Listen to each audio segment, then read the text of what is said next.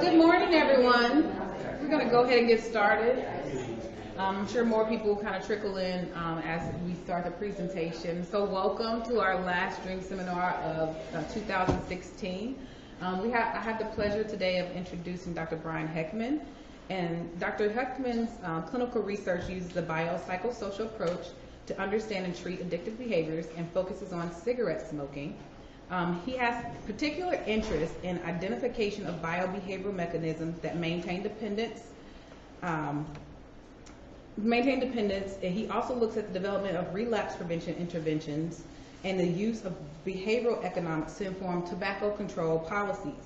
He uses a variety of methodologies, including survey development, meta-analysis, laboratory studies, randomized control trials, and population-based cessation surveillance. He is currently working to develop and test the first just-in-time adaptive interventions that can automatically detect triggers for smoking relapse and respond with real-time treatment delivery. And that can be accomplished by transforming smartphones into context-aware healthcare delivery systems. His work has been funded since 2012 by the National Institute of Drug Abuse. And when he's on a break from his research, of course, he has interest in spending time with his family and friends, traveling, cooking, and enjoying nature. I'm Dr. LaShonta Rice, and I'm a health disparities researcher here at MUSC in cancer control, and I have the pleasure, again, of introducing to some and presenting to others Dr. Bryan Heckman. Thank you, Dr. Heckman. All righty, well, thank you all for being here today. Is this microphone working now? The recording? Yep. It's recorded. All right, great. So a lot of big words in that introduction, so sorry for the long introduction there, but I will talk about a certain aspect of this, which is kind of building into my K award, which is focusing on these just-in-time adaptive interventions, or an mHealth approach to smoking cessation and relapse prevention. So no major disclosures to reveal, but what I'll be talking to you about today is primarily about, just kind of want to do an overview of some smoking-related disparities, and then talk about some environmental factors that aren't necessarily taken into account in most treatment approaches, and then how I was able to kind of map some of those within an ACS pilot project through the Cancer Center, and how I plan to kind of integrate that data into my mHealth approach for smoking cessation. So at any point, feel free to kind of interject if you have any questions or want clarification. It's fine to do that beforehand rather than after the talk. In terms of disparities, the CDC has a bunch of different infographics out there trying to highlight some of this kind of focus areas. So I'm not going to go into every single one of these, but I thought, given the topic, I might as well at least let you know where some of the disparities exist. So smoking prevalence in general has been declining over the past 50 years, but there's certain subgroups where smoking remains kind of elevated, and so you can kind of notice some of the ones you would figure would be the case, like poverty level and low education. And then there's also certain race and ethnicity disparities that I'll kind of delineate a little bit more as we kind of go through the talk. But there's also some that maybe you are less aware of, which is kind of the disabled status or the LGBT community, where there's higher rates of smoking as well. And they didn't actually mention other comorbidities like mental and medical comorbidities. So alcohol and substance use, the smoking prevalence is sky high in those populations as well. And certain mental health conditions like schizophrenia, smoking prevalence can get up to like 80 to 90%. So I'm not going to go through all of those. But in terms of the mortality from smoking, and in relation to this talk, I want to talk a little bit about cancer. And so about 30% of all deaths that happen each year are because of smoking-related cancers. And a paper just came out just yesterday, actually, that talks about state differences between cancer mortalities and the percentage of almost all cancer mortalities that are attributable to smoking. So around 28% overall of cancers are due to smoking, and you can see where South Carolina lies on all of that, which is about 16. It was ranked number 16, so about 27 to 30% of all cancers that happen in South Carolina the cancer deaths are due to smoking as well. So when they looked at some of the underlying disparities that might be related to this, for men, a big difference kind of came out between the white non-Hispanic population and black non-Hispanic population for men. And for women, that wasn't really there, but across both genders, there was a difference between non-Hispanic whites and Hispanics as being lower attributable deaths to smoking. And so then overall, you kind of see it wash out for the black and white comparison, and again being there for Hispanics being lower than both populations.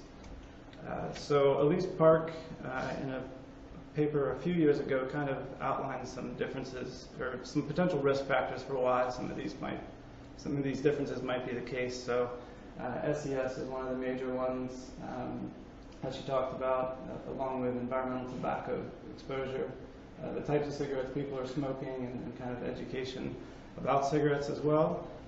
And then in terms of actual treatment, there's basically been some findings showing lower treatment advice actually being given to African American populations, although this more recent data from 2015 showed that that's actually changed, and there's about a 5% higher cessation counseling at the point of care for African Americans than whites that were smoking. But across the board, there's also lower engagement in actual treatments that are evidence-based. So whether it be medication or behavioral treatments, there's lower rates being used in African American populations, and also lower enrollment in clinical trials. And then on the lung cancer side of the equation, they're showing basically the same kind of risk factors, and then also delayed identification and lower rates of actually getting treatments when they needed it. So all of that kind of contributed to the poor lung cancer treatment outcomes in the African American population. So I want to outline some of those in detail, just a little bit more detail, and then kind of talk about some potentially other factors to incorporate. So this is some recent data on secondhand exposure to tobacco smoke. So blacks have a basically twice as high a rate of secondhand exposure compared to whites or Hispanics or Mexican Americans here, and poverty status was also related to a 2-time increase in actually being exposed to secondhand smoke. And a lot of that has to do with smoking restrictions. They tend to find lower smoking restrictions in households that have either black or below poverty status residents, and also just secondhand smoke in terms of being in rental properties and things like that, being exposed by neighbors and things like that. So other than secondhand smoke, in terms of firsthand actually smoking, these are data that recently came out last year from the CDC, and you basically see the same prevalence. These kind of very much mirror the cancer mortality findings. So you see a slightly higher smoking rate in blacks compared to whites for men, and then slightly lower for women, and then it kind of levels out if you look at overall. How do they measure secondhand smoke exposure? That's a great question, and I don't think I know the actual answer, but I think it's just self-report. Actually, no, it's cotinine measurement, so they'll take samples from each of the people and then look at the cotinine level. So it should be 0 if there's no exposure. And none either, I guess, self-report. Yeah, the data that I showed was from cotinine verified status. And then was actually a more marked kind of disparity that's more clear is across men and women poverty status. So if you're at or above poverty, you have a much lower smoking rate relative to people that are below poverty. And so these are data actually on smoking cessation disparities. So you see similar quit rates regardless of, and actually maybe even favoring a little bit more blacks here in terms of making quit attempts, but you see much lower quit rates in these populations, and then a similar pattern for poverty status. So similar quit rates, but much lower quit success based off poverty. And so this kind of goes a little bit back into treatment or access or utilization of treatments, but there's also some data from clinical trials where across the board everybody received treatments, but people of lower SES tend to do worse in general. And so this could be some other factors going on other than just treatment utilization, but they're actually reacting different, or risk factors for relapse might be different in these populations as well. So there's a recent review that also came out that looked at overall just, what types of tobacco control policies and approaches have had an impact on these disparities in general. And so price increases was kind of the only one that showed a positive impact on kind of making the difference between prevalence smaller. So basically people with lower poverty or higher rates of poverty are more price sensitive. So if you increase the price of cigarettes, they don't have as much available to buy cigarettes, so their consumption goes down. Some people actually also argue that that's an unfair strategy because it's kind of having a larger impact on the lower SES populations.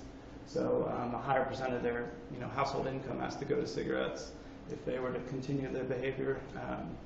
But regardless, it ends up reducing smoking more in the lower SES population. So it ends up kind of making the prevalence kind of even out a little bit more. There's mixed evidence for the smoke-free in the media campaigns.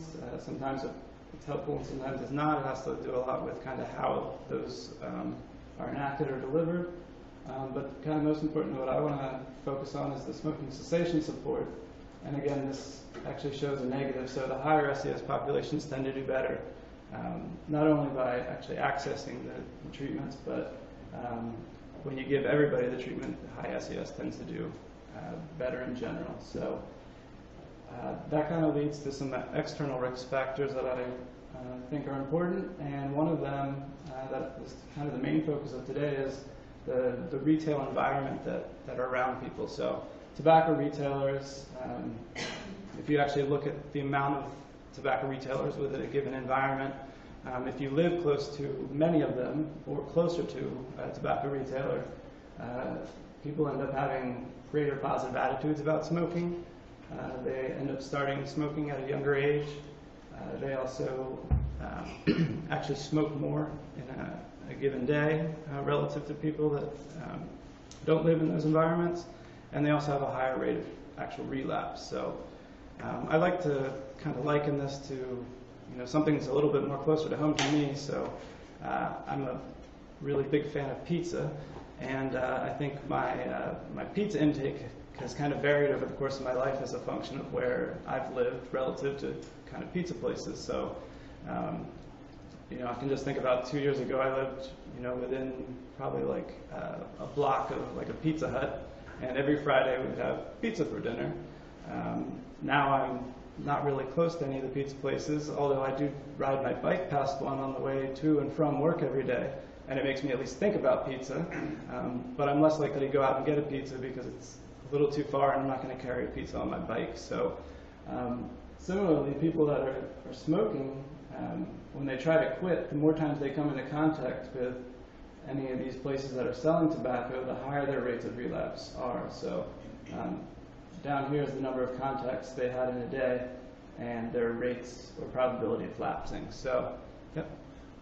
I don't know a lot about this subject, so pardon me if that sounds like out of left field, but do they have like a black market for tobacco? They looked at that in low-income communities because that might be alternative ways to get tobacco, like they talk about Lucy's or different kinds of things like that. I mean, because all you can measure are actual retailers, so if you're looking at low-income communities, there might be a lot of other outlets that aren't officially outlets. Yeah, so there is a higher rate of kind of the Lucy's, and I don't actually know about just the broader general black market data, but there definitely were some interesting places we found when we were going out and canvassing that may have sold tobacco, but didn't basically say they sold tobacco to us. And there's some stores you wouldn't think sold tobacco and ended up selling tobacco, like barber shops and things like that. But it's hard to know the impact of that market, maybe. So that would just be a limitation of this type of research. Yeah, that's a really good point. And if anything, it would if it is more in certain neighborhoods that are lower SES, it would probably, make this even a higher impact because they're seeing it more and more. So it could actually be underestimating some of the impact because they might have other exposures as well.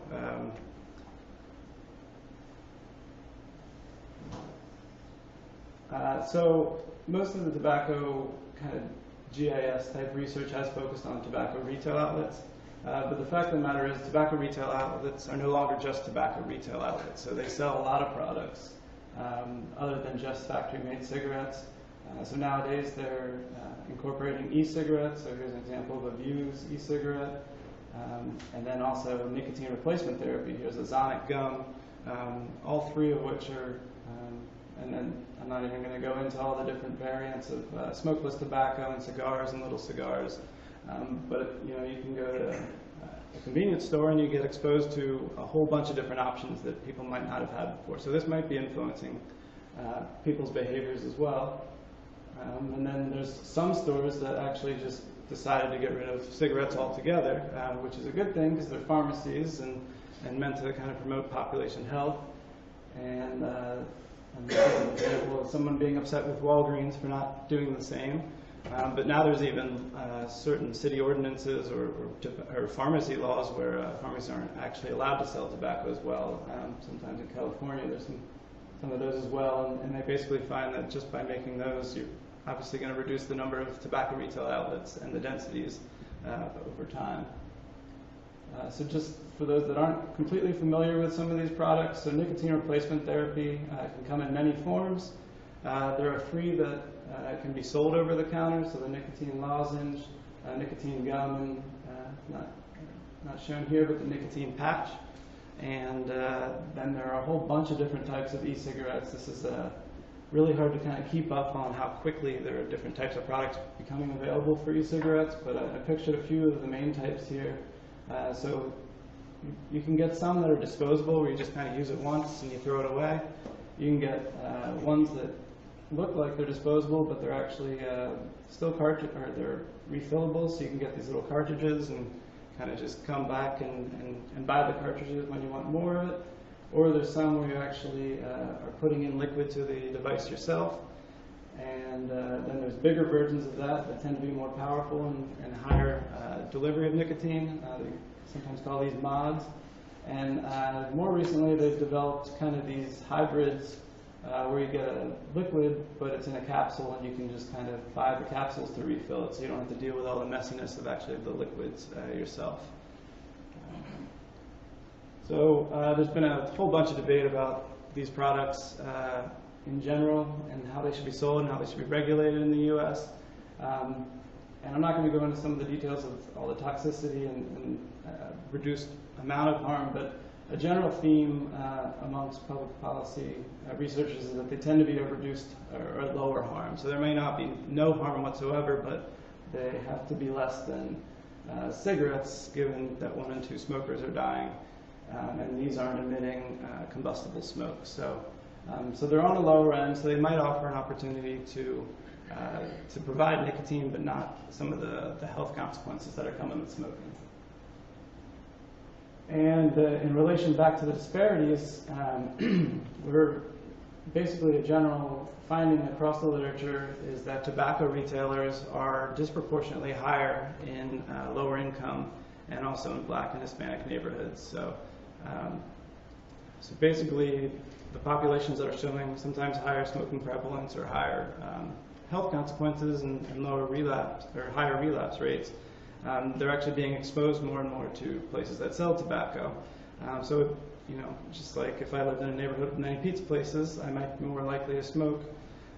These populations might be more likely to be going back to cigarettes when they try to quit, because they're exposed to a lot more advertising and other things along the way, and it's just highly more available.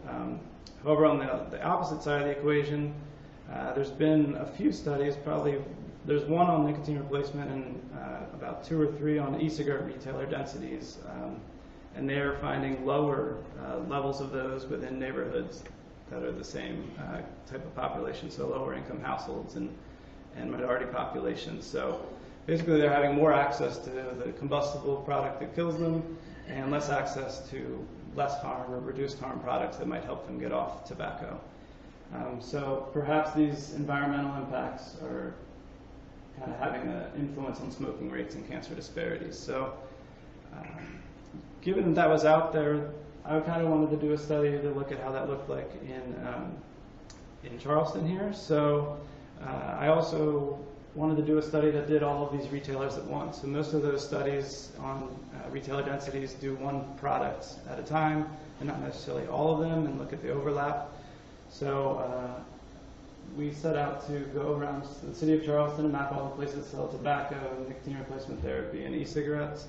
And then we just wanted to relate that to how it impacted smoking and population characteristics previously mentioned here. And in addition to the field work of us just kind of going out and mapping that, we wanted to see how that mapped onto some secondary data sources of these retailers, which might make it easier to basically implement into interventions as well. So I'll talk about where those came from in a moment. But it's been really fun kind of doing this because I'm from a clinical psychology background. GIS was not part of my training. I got interested in it through a workshop that was offered here, actually while I was on postdoc. And it got me exposed to some different types of disciplines like geography and environmental sciences. And I met some collaborators around campus and found ways that we could kind of implement this as a different strategy to kind of combat smoking. So it's been fun to get involved with different approaches, and it's been a really fun environment for training as well. So there's been people coming in for internships from the MPH program, MHA program here on campus, and also a DART student helped out as well. And then we recently just had a high school student who contributed during her summer off. She was trying to get some research experience before applying for college. And then some of the main players, two of which are in the crowd here today, that actually did a lot of the actual footwork to go out and map these places are shown here. And what they actually did was take a cell phone out into, basically just drove around Charleston or biked around Charleston and went to all the different locations. And within the phone you can, we use this online software called Fulcrum, and you can geocode where you're at. You can fill out little questionnaires that you can compile on your own, and you can also take pictures of the actual location, so you can kind of integrate all these data sources at once. And then you can take the data you get from here and integrate it with other data sources. So to get some of the community level population characteristics, we utilized the American Community Survey. And then to get some smoking characteristics, we used the Behavioral Risk Factor Surveillance Survey, both of which are on national levels, but we just kind of focused on the areas that we were making sure we mapped. And then the CINAR list, which is a list of all the tobacco retailers that are throughout the nation as well. So it's a way that people do verification checks to make sure people aren't selling tobacco to youth and things like that. Traditionally, the CINAR list hasn't been all that accurate in South Carolina because we don't actually have retailer licensing in our state, whereas other states require a license to be able to sell any of these tobacco products, which, going back to your question about kind of black market, it's harder to monitor in South Carolina specifically because there is no, like, who's allowed to sell and who's not allowed to sell the same way as in other states where you know if they have a license or don't have a license. So it gets a little more complicated, and so we weren't sure if this list would be, how good it would be when we compared it to the field verified stores that we found as well. So we wanted to double check that, which is essentially aimed to comparing this list to those we validated. And then we integrated all this data within QGIS, a mapping software, and then analyzed it. So in terms of actually just looking at our field work versus this master list of stores that we got from VHEC, we found 19 stores that should be removed because they were no longer selling tobacco or they were closed. And then we also identified an additional 33 stores that the list did not have that were selling tobacco. But overall, out of all the stores we looked at across the city of Charleston, it had good the SINAR list had good sensitivity and good positive predictive value. So it's pretty accurate, just not 100% accurate. And this will come into play a little bit later because it basically gives some confidence that the list that we could obtain from secondary sources is pretty good and could be used potentially to basically map these out at a broader range even without the field testing. Yeah. How did you determine the boundaries of the city of Charleston? So it's not 100% accurate, but we just used the city of Charleston GIS map. Some of the census tracts overlapped and went into other cities or outside of the city of Charleston. We also Folly Beach isn't technically in the city of Charleston, and there's annexes within James Island, but the city of Charleston outline, which is everything that's green essentially, is what guided initially what we were going to do, and then we kind of expanded a little bit here and there. But actually, on the city website, they have GIS maps that also show what is the actual city of Charleston and what isn't.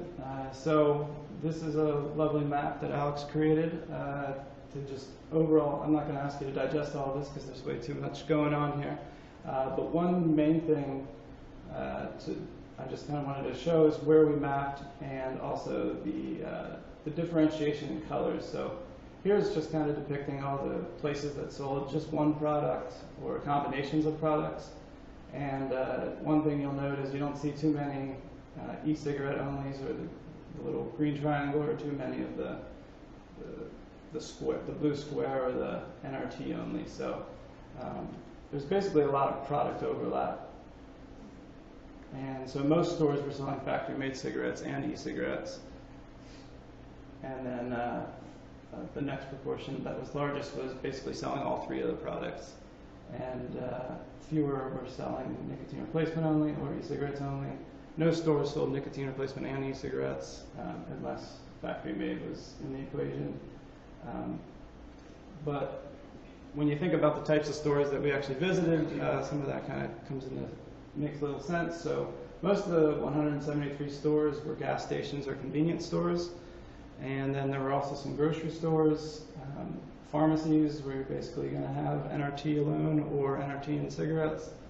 And then vape shops, which are just e-cigarettes alone. And tobacco specialty stores, and these other ones are much smaller kind of pieces of pie, but they were typically selling a different combination of things. So when you actually look at the availability by the types of stores, the gas stations are the places that are 100% of those were selling factory-made cigarettes. Here, FMC is going to mean factory-made cigarettes, NRT, and then EC is e-cigarettes. So, nowadays about a little over 20% are selling NRT in gas stations. Convenience stores were a little bit lower, about 8%. But in general, that's much higher than what used to be the case. So maybe those numbers will rise over time. But a much higher rate of e-cigarettes in these stores, and these are the ones most commonly frequented. About every day, about 1 in 2 people actually visit a gas station. And then within grocery stores, you're kind of seeing the same pattern, but a higher rate of nicotine replacement therapy, largely because there's pharmacies within most of these grocery stores. Pharmacies in general also had a higher rate of just the nicotine replacement products. And these are, again, kind of intermixed, but overall, if you look at just the general pattern, you just see a much higher availability of nicotine replacement therapy. Cigarettes relative to nicotine replacement therapy, and then e-cigarettes were pretty close actually to factory-made cigarettes. So if you actually look at, I kind of want to look at just specific types of products that might be available. So I mentioned the different over-the-counter products for nicotine replacement of being gum, patch, and lozenge. So overall, you just see a higher rate of gum being available, and that's mainly because it's more available in gas stations and grocery stores. And this is because the product Zonic is what's being sold in these places, which is actually owned by a tobacco company.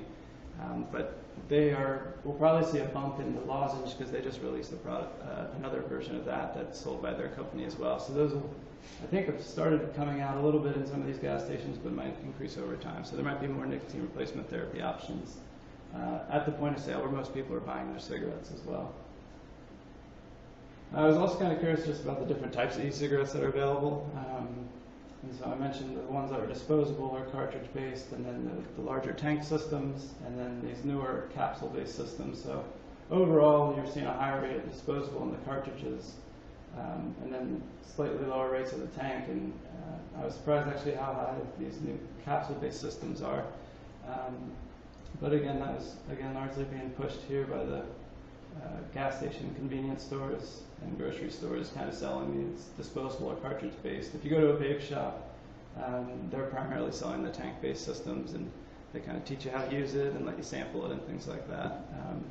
But they don't necessarily always have these disposable or cartridge-based systems. So I wasn't sure how big this would come out, or whether you can see this or not, but here we're now breaking it down by just, did they sell factory-made cigarettes at all? Did they sell e-cigarettes at all? Or did they sell NRT at all? So as we saw with the availability kind of data, you're going to see a larger number of stores over here relative to the NRT, and kind of this e-cigarettes in the middle. But we also have this overlaid on the percent of the census tract that was below poverty, set up into quartiles. So the darker green means they have more money, the residents have more money that live there, and lighter colors are indicating a higher rate of poverty, essentially. So you're kind of seeing a highly concentrated area on the peninsula, which also coincides with higher rates of poverty. And then in the darker green areas, we tend to see a lower number of these stores. Kind of visually, you can kind of see that. Overall, for NRT, there's really not too many stores being differentiated across a lot of these poverty status. So you see kind of 3 here. Still a higher number in here, but there's still just a low number overall. So visually, it kind of looked like it would support the hypothesis that there might be more dense populations of tobacco retail outlets in these higher or more poverty-based census tracts, but not necessarily the case for NRT. And this pattern tends to follow this because they tend to be sold in the exact same stores as the tobacco, the primary tobacco. I just put those in there in case it was hard to see the other ones, so I'm not going to go through those in too much here. But getting to the actual primary analysis, which was to what degree did some of these neighborhood characteristics predict densities of first factory-made cigarettes, then e-cigarettes, and NRT as well.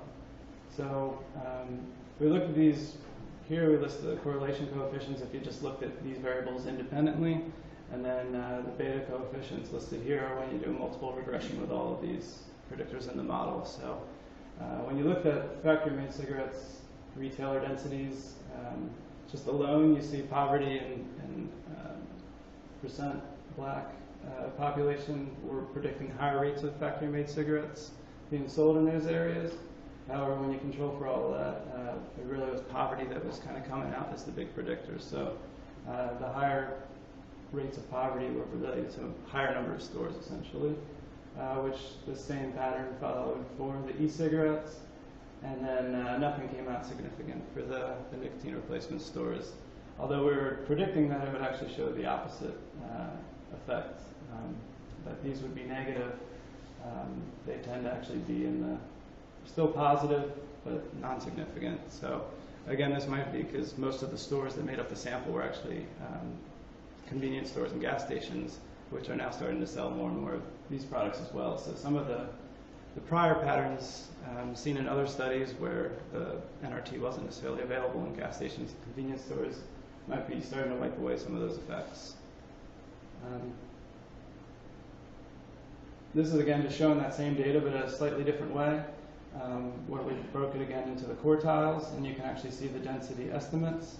So when you look at NRT, it's about 3 times less than the factory-made cigarettes in terms of availability with the density values, and about twice or half as much as the e-cigarette availability. And then you kind of see that pattern where the number of stores density is defined as number of stores per 1,000 people within the census tract, and it essentially is increasing clearly as you get into highly impoverished neighborhoods, whereas you don't necessarily see the same thing for NRT, but you kind of see that pattern as well for factory-made cigarettes and the e-cigarettes.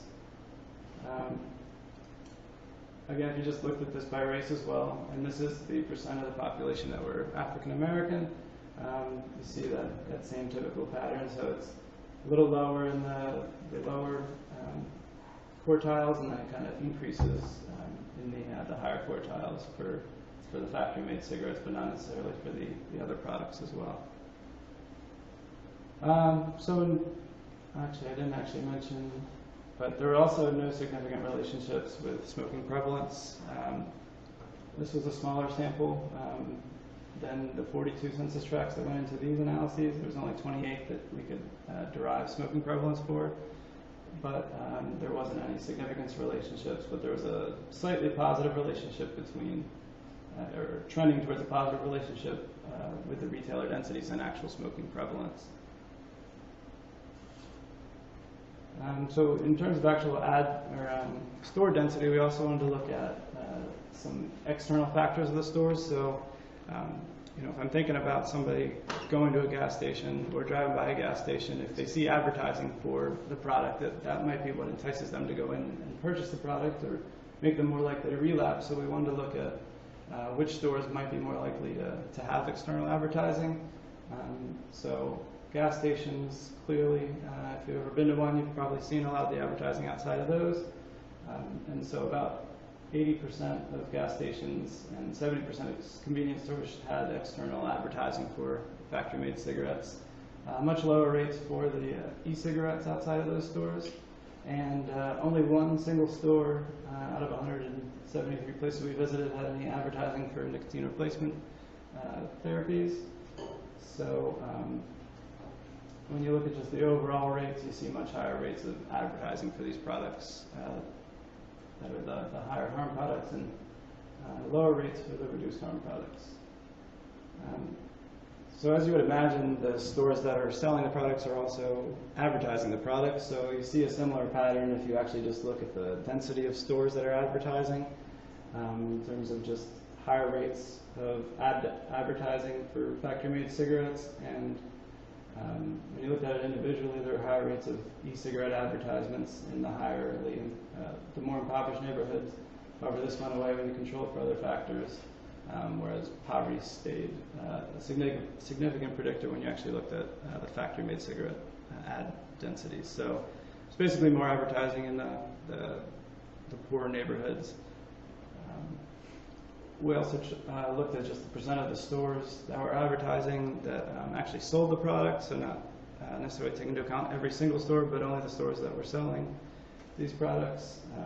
And then when you looked at that, which had a smaller sample size, you no longer had any significant relationships when you were controlling for all the factors, but independently you kind of see that similar pattern as before. And we weren't able to look at NRT because, again, there was only one store. So another factor we wanted to just kind of look at was just price of the product. So on average, factory-made cigarettes, if you just wanted to purchase a pack of cigarettes, so it's a little over $4.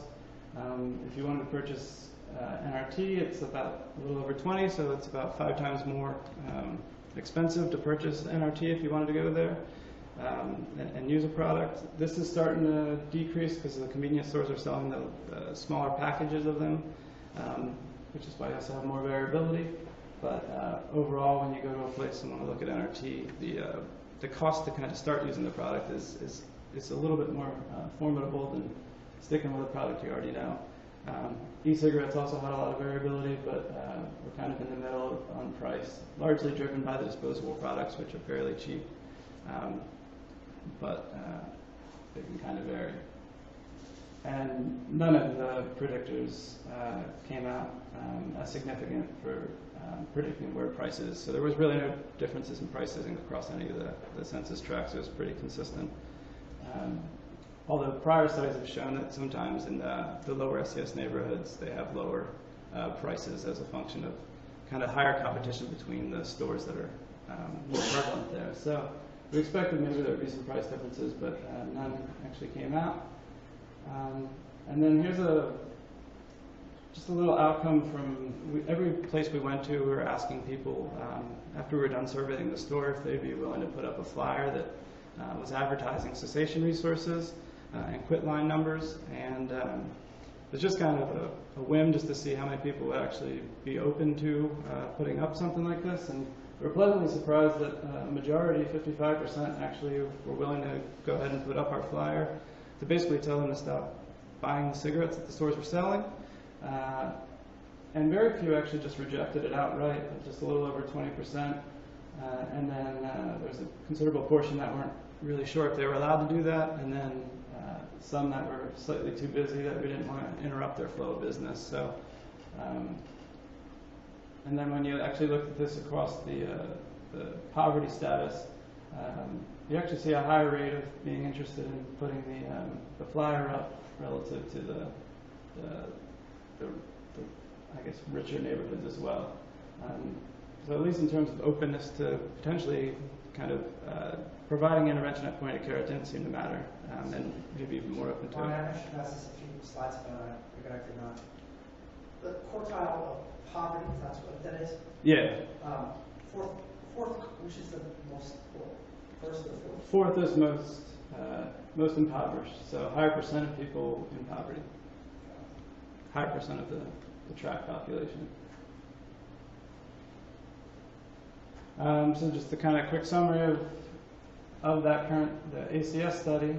Essentially, factory-made cigarette and e-cigarette availability is much higher, or not much higher, but it's higher in low SES neighborhoods.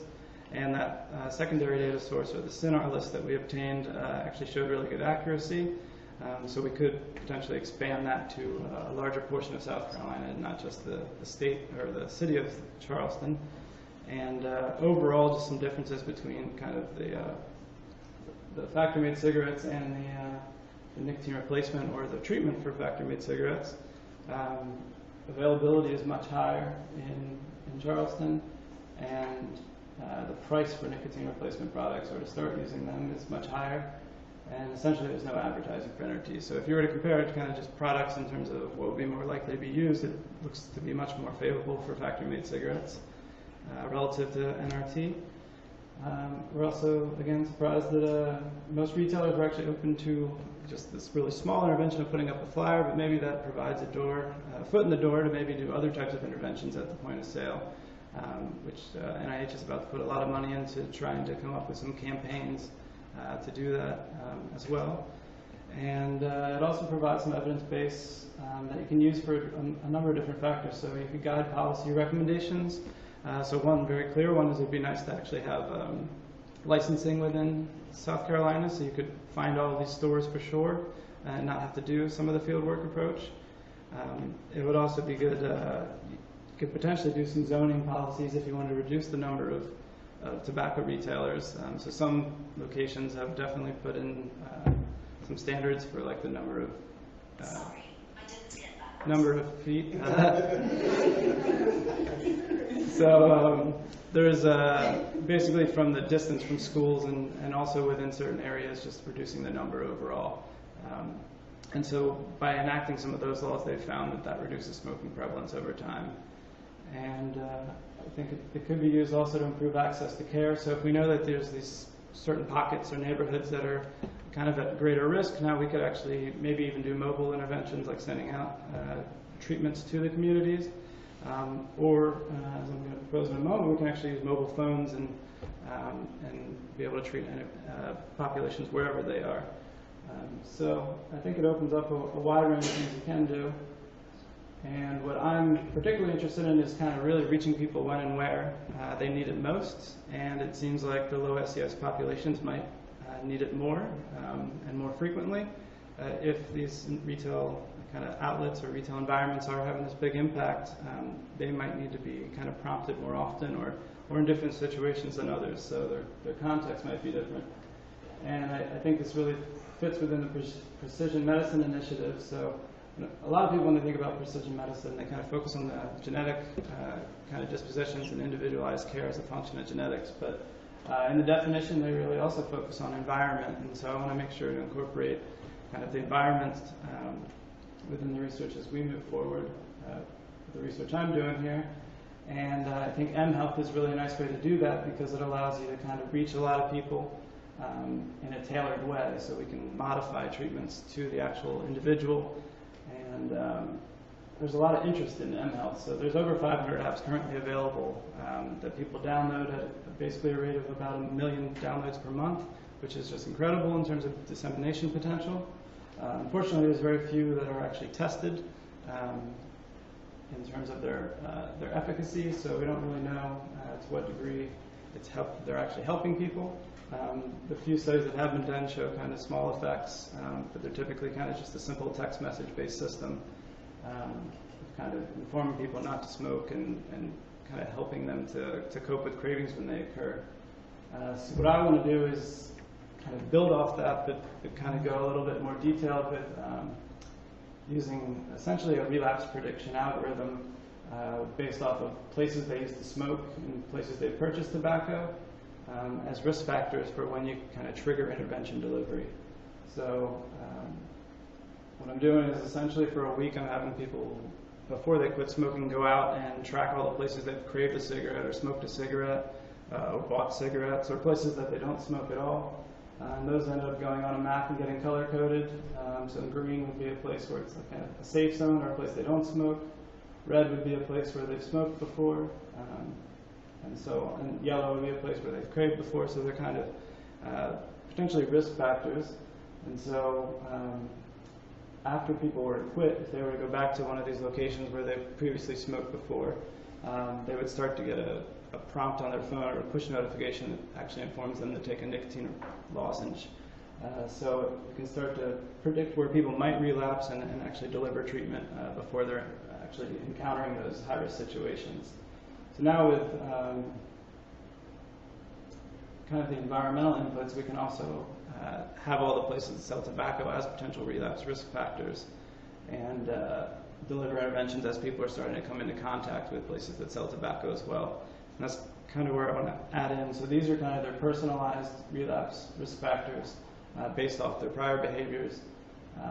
And it gets updated in real time every time they have a lapse or another craving. And so we're essentially kind of figuring that over time, this will increase their rate of using NRT and decrease their cravings, increase their motivation, and increase their kind of confidence in their ability to quit, which should translate into better cessation outcomes and lower relapse.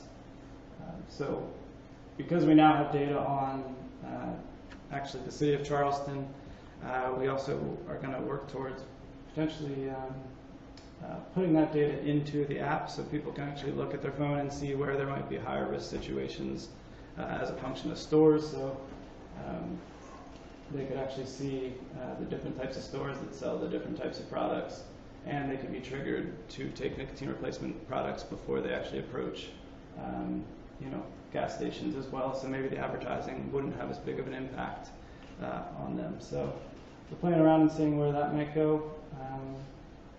And overall, just a lot of people to thank in terms of being able to make all of this research possible.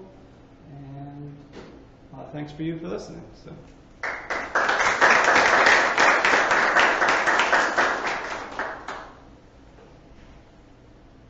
Yeah.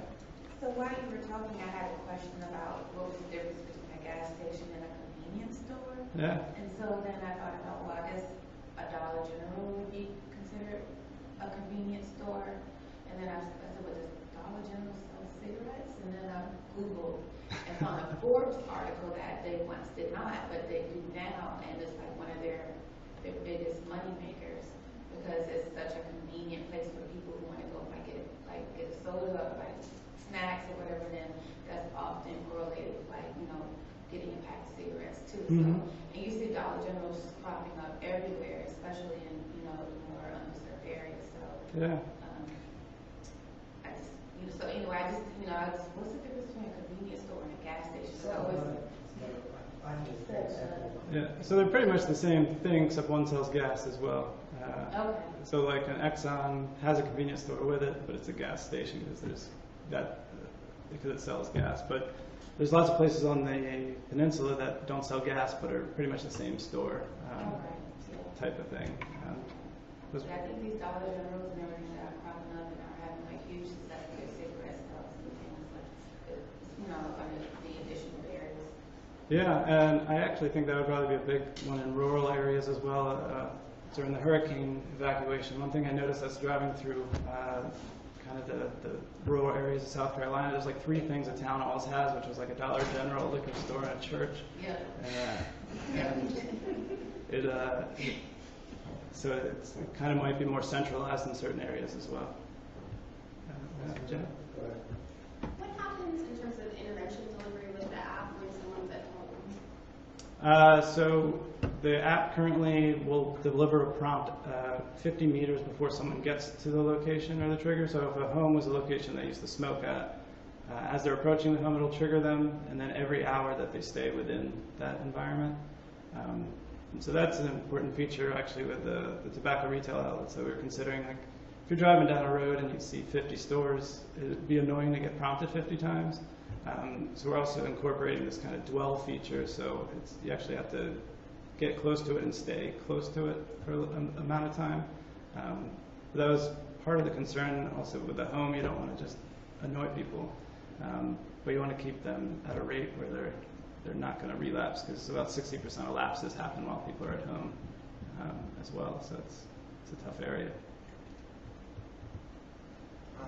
Yeah, it was a really interesting presentation.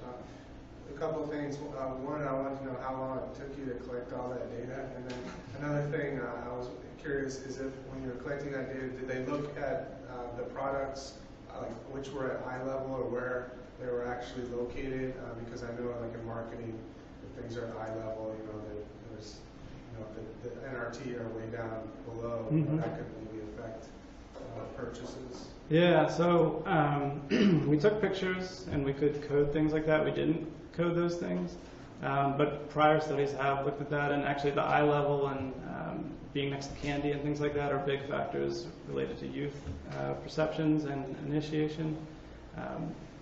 And then there's a lot of other studies that are actually doing like eye tracking type studies of the big power wall or where they're selling the products. And the tobacco industry has put a lot of thought into where they're placing the products for sure, to make some more or less interesting.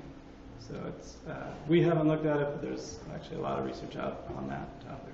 And how long did it take you to collect that? Alex, what was it, like 3 months or so?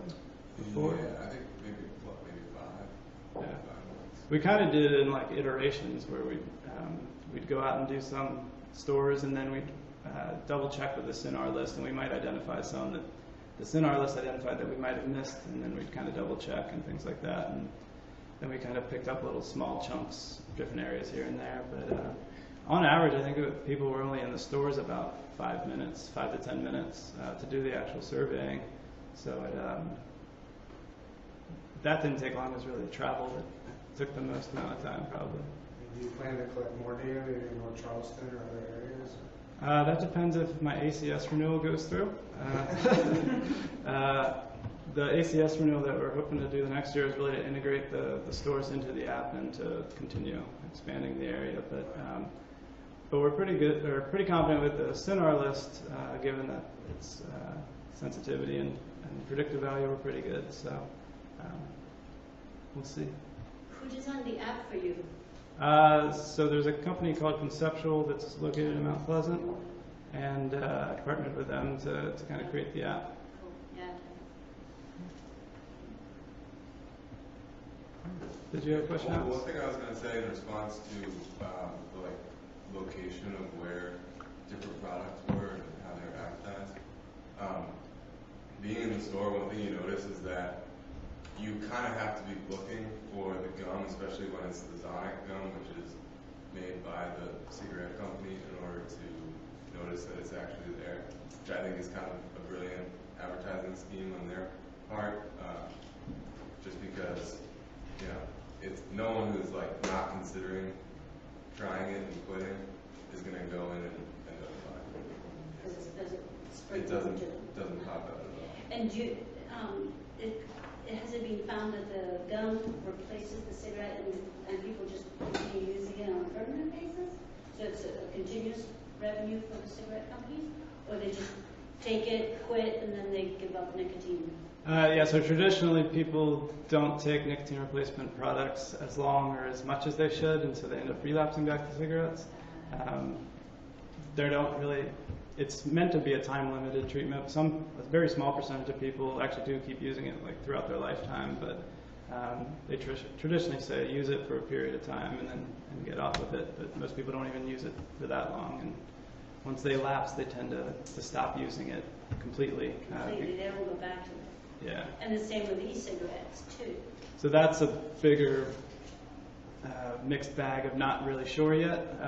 So there's a lot of research going out to look at those, but some studies suggest that it does help with cessation, some that it doesn't, and then there's different population characteristics of who use them and who don't. And so it's really kind of a mixed bag, but some of the more recent stuff are showing that the ones that deliver nicotine at a higher rate, and if you use them more frequently, you have a higher rate of being able to get off cigarettes or substitute them for cigarettes more.